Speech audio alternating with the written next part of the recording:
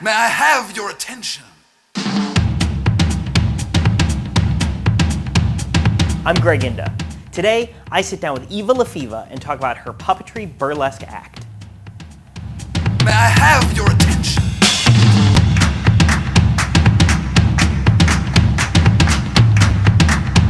May I have your attention? So let's talk, how did you get into burlesque? Well, I started off as a belly dancer. I've been belly dancing for over 10 years. My mom wanted to do a mother-daughter bonding activity, and so she suggested we sign up for a belly dance class. And that was like your first experience with dance? Yeah, I didn't dance as a child. I was an athlete. I was a soccer player. Mm-hmm. You know. What, as someone who didn't get into dance until later, how did you feel getting into it? Was it difficult? Was it intimidating? Yeah, I mean, certainly. I mean, I still feel a lot of insecurity about the fact that I'm not a classically trained dancer to this day, because I think I can kind of fake some things.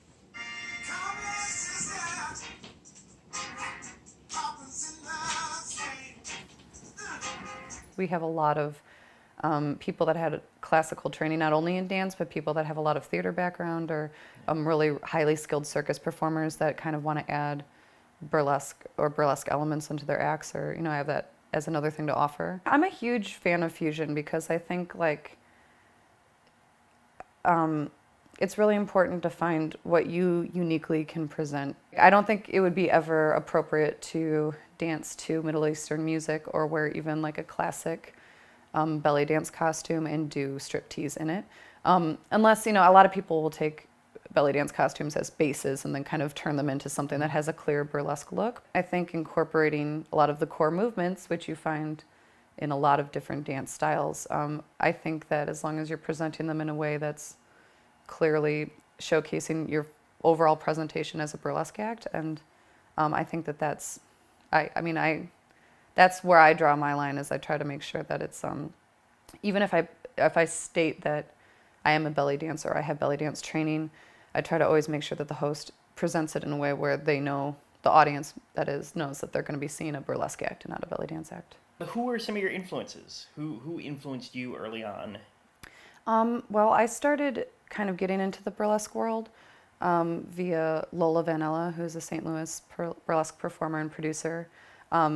She's incredibly talented at what she does. Mm-hmm. I think that she's done the burlesque community a huge service, especially in the Midwest, by bringing in really, really talented artists and showcasing them in St. Louis and throughout the Midwest. One of her productions is actually where I met Lady Jack for the first time, who is also a big influence just because she does a lot of, you know, performance art and storytelling in her presentations, and I think that's the sort of stuff that I tend to connect with the most. There's so many people, particularly in Chicago, doing things that are really important, and they're doing it really differently. And I kind of have, you know, crushes on people's talent in different areas, you know. So, you know, Jeezy Louise produces Jeezy's Juke Joint, which is an all-black burlesque review, and I think that sort of show is incredibly important. You know, I'm trying to think of other people. Po Chop, obviously, I think she's another one where she's doing a lot of performance art and storytelling. How would you describe your puppetry act? I would describe it as still a huge work in progress, okay, because I've only performed it twice, and both times I've been actually kind of dissatisfied with it. Mm-hmm. Or I'm trying to reframe it, I guess, and how I view it, but it's taught me a lot, and it's made me realize I need to kind of go back and really think about what I want to do with this act. The puppet act is basically a bunch of different, they're not really puppets, but I can't think of a better word for it, but it's a bunch of different effects built into the costuming that kind of go through some sort of transitions. The ultimate feel I wanted to go with it, I wanted it to convey to my audience, was the idea of feeling kind of out of control. It's about being in a negative relationship and feeling like there's someone else kind of pulling the strings, mm-hmm, and someone else that's in control of, not just like in control of your actions, but in control of your emotions and the way you perceive yourself and others.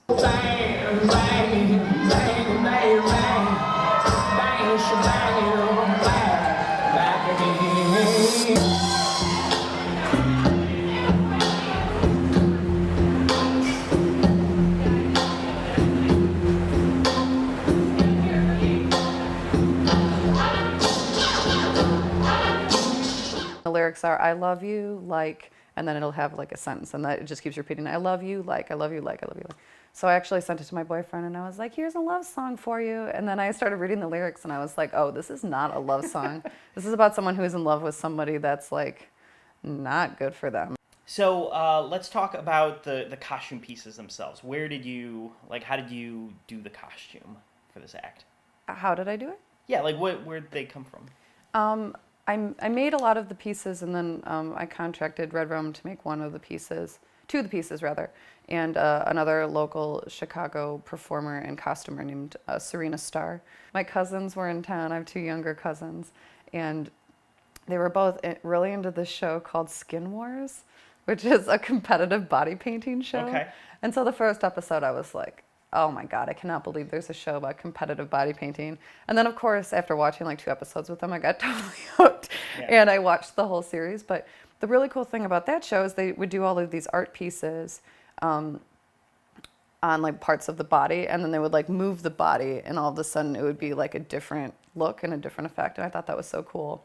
And there was one I remember where this body painter, she had like painted this like mountainscape like on this part of someone's hand, or like it was like I can't remember. But then when the model went like this, then it made this painting of a volcano erupting. The rose glove was my first thing that I made, and just a lot of trial and error. The face glove was really inspired by Pan's Labyrinth, the guy that has the eyes on on his palms. The lyrics, kind of inspired bits of the costuming too, which I think actually maybe wasn't the best artistic choice I've ever made.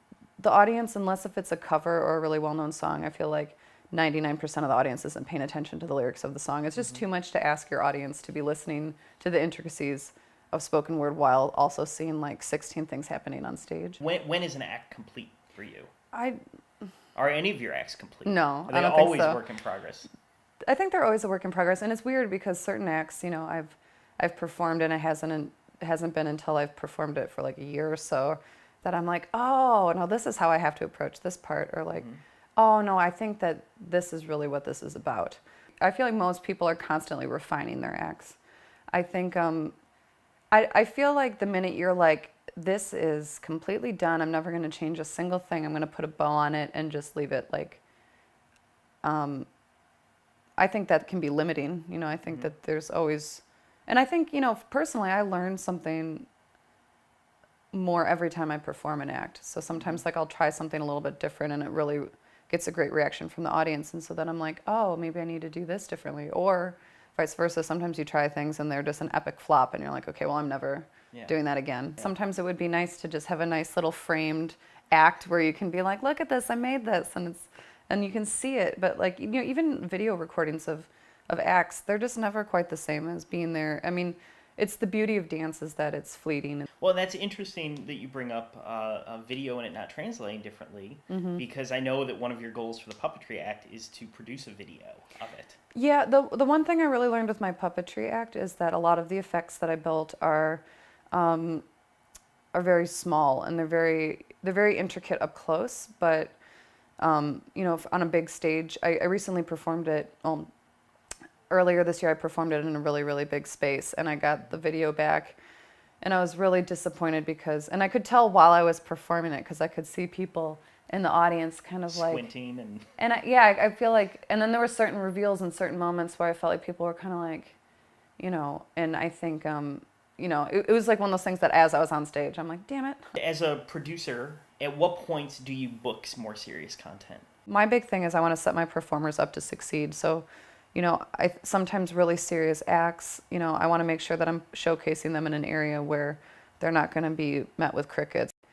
It's hard to be like, this act I don't have a show that's going to really be able to do this act justice or be able to set up this act in a way that's going to please both my client and my audience and that performer even, because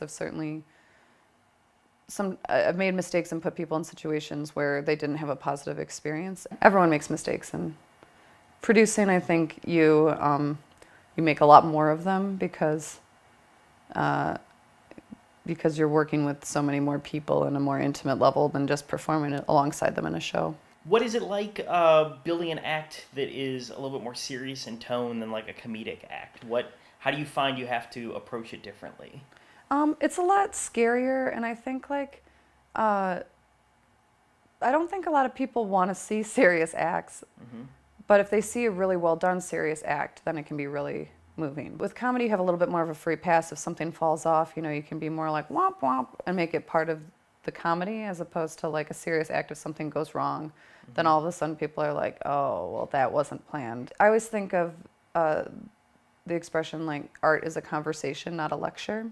And I think sometimes when you make serious pieces, and I know I certainly experienced this, it kind of ended up turning into a therapeutic exercise for me more so than really making sure that it was something that I was having like a dialogue with my audience. I think it's important to do acts that have meaning to you, but it's also gotta bridge that gap where it's gotta connect with the audience, where they're like, I see what you're saying, I recognize what you're saying, and I find value in it.